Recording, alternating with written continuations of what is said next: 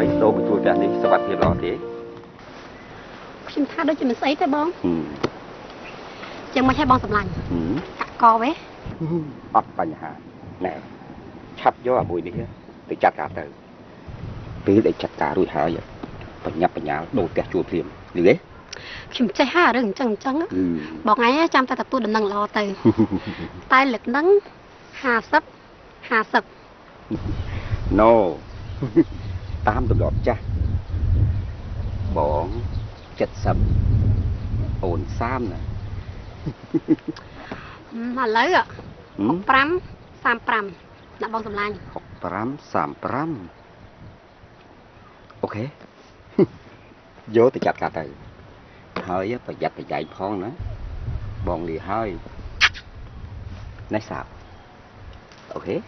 ទៅចុះបង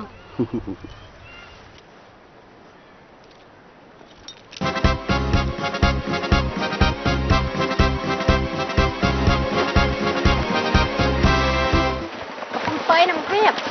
អូមានធ្វើអីកំពុងតែពិនិត្យមើលសម្បកកង់ម៉ូតូហ្នឹងណារដូវវាចេញព្រោះអីគេទឹកចិត្តអស់ហើយដូរធ្វើអីដូរម៉ូតូថ្មីតែម្ដងទៅបងកំពុងតែគិតដែរហ្នឹងចេះដល់មែន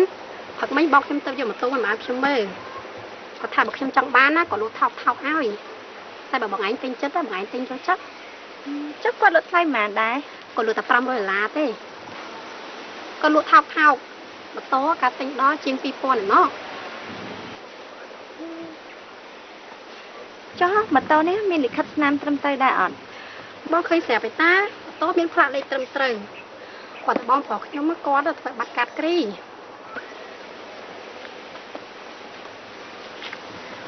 បើអត់កាត់គ្រីអញ្ចឹងបងមិនហ៊ានទិញទេគាត់តែអត់កាត់គ្រីតាវាមានតែទាស់ស្អីខែមកឯងជិះតែក្នុងស្រុកភូមិយើងហ្នឹងមានបលិណាគេមកឆែកឆេស្អីមកឯងទិញទៅមិនខុសទេរោគណាបានម៉ូតូល្អហើយថោកអញ្ចឹងនោះបើអត់កាត់គ្រីអញ្ចឹងបងមិនហ៊ានមកថយទេអារីឯងទុកជិះខ្លួនឯងចុះឥឡូវអញ្ចេះចុះបងឯងគិតមើលមកជិះពីយប់សិននៅកុំតន់អាចឆ្លើយដាច់ខាតអីប៉ុន្តែកុំយូរពេកណាចឹងខ្ញុំទៅសិនឯងបងចាទៅខំខ្ញុំហ្នឹងមិនចាំបងម៉ូតូហ្នឹង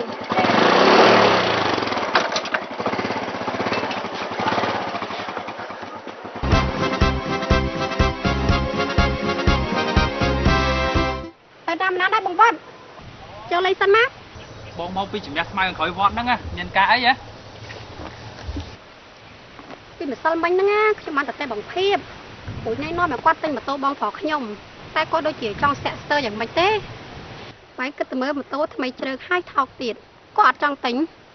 អូចុះតម្លៃប្រហែលហ៎តែ$500ហ្នឹងមិនគាត់ថោកម៉េចអូតាមពិតតម្លៃហ្នឹងបងប្រុសខ្ញុំគាត់ថាក៏លួចឲ្យខ្ញុំហ្នឹងតែខ្ញុំនេះវាគុណលុយដែរហ្នឹង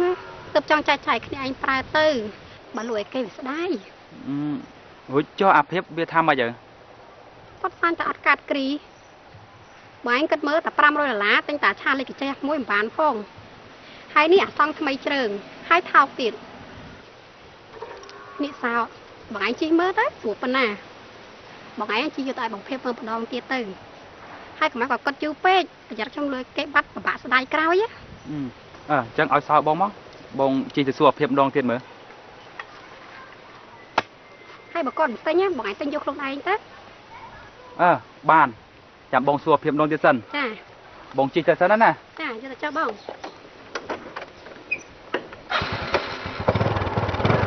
អូដែរ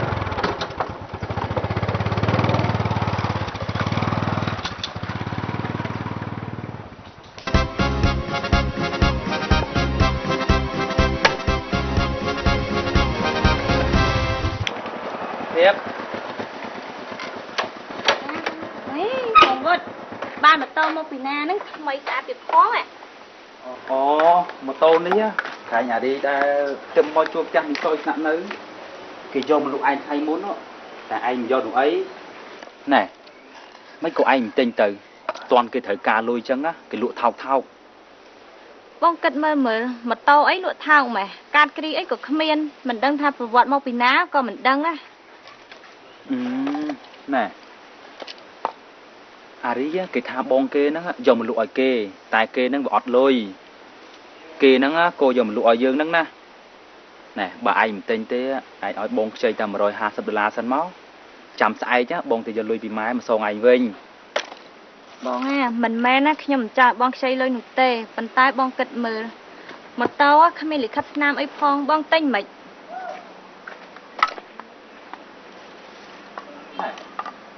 ម៉ូតូនេះវាមានស្លាកលេខត្រឹមត្រូវតាណែបើវាមានកាតគ្រាគេមិនលក់ឯងតម្លៃប៉ុណ្ណឹងនោះទេណែគ្មានស្អីទេយើងគ្រាន់តែទុកជីក្នុងស្រុកក្នុងភូមិយើងមានប៉ូលីសឯណាគេមកឆែកកាតគ្រានោះទេ បងយើងមិនដឹងប្រវត្តិម៉ូតូនេះច្បាស់លាស់ផងបើនិយាយអាក្រក់ស្ដាប់ទៅបើវាជារបស់ចោលវាមិនងំទុកដាក់ខ្លួនយើងហើយទេអី វាមិនដែលអ្នកចិត្តខាងណាគេលក់របស់ចោលឲ្យយើងនោះទេឯងគិតគេក្នុងផ្លូវល្អខ្លះទៅ បងក្រែងអារីទៅតែមកជួបផ្ទះមីងសយនៅមិនទាន់បានមួយអាទិត្យផងមិនក៏បងហ៊ានថាមិនអីទេបងនឹងទេ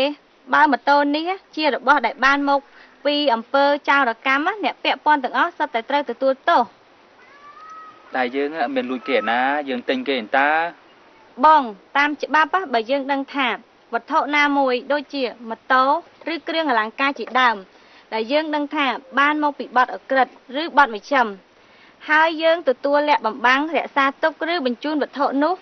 ច្បាប់ចាត់ទុកថាជាអំពើទទួលផលចោរកម្មហើយអំពើទទួលផលចោរកម្មនេះនឹងត្រូវជាប់គុកជាប់ច្រវាក់ហើយពិន័យជាប្រាក់រាប់លានរៀលទៀតផងបងដឹងអត់ អូអញ្ចឹងទេហ៎អញ្ចឹងបងទៅសិនហើយបងប្រញាប់យកម៉ូតូឲ្យគេវិញ ចាស់បងប្រញាប់ទៅ បងទៅសិនណា ចា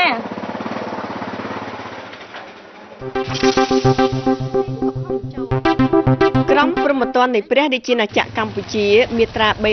399និយមន័យនៃការទទួលផលចោរកម្មអំពើទទួលផលចោរកម្មគឺជាអំពើទទួលលាក់បំបាំងរក្សាទុកឬបញ្ជូនវត្ថុអ្វីមួយដោយដឹងថាវត្ថុនោះបានមកពីបទឧក្រិដ្ឋឬបទមជ្ឈិមត្រូវចាត់ទុកជាអំពើទទួលផលចោរកម្មផងដែរ 1. អំពើធ្វើជាអន្តរការីដើម្បីបញ្ជូនវត្ថុអ្វីមួយដោយដឹងថារបស់នោះបានមកពីបទឧក្រិដ្ឋឬបទមជ្ឈិម 2. អំពើដែលទទួលផលពីផលនៃបទឧក្រិដ្ឋឬបទមជ្ឈិមដោយបានដឹងហេតុការណ៍ច្បាស់ មាត្រា401ស្ថានទម្ងន់ទោសអំពើទទួលផលចោរកម្មត្រូវផ្តន្ទាទោសដាក់ពន្ធនាគារពី5ឆ្នាំទៅ10ឆ្នាំកាលបើបទល្មើសនេះបានប្រព្រឹត្តឡើង 1. ជាទម្លាប់ 2. ដោយប្រើប្រាស់ភាពងាយស្រួលដោយការប្រកបសកម្មភាពវិជ្ជាជីវៈផ្ដល់ឲ្យ 3. ជាក្រុមមានការចាត់តាំង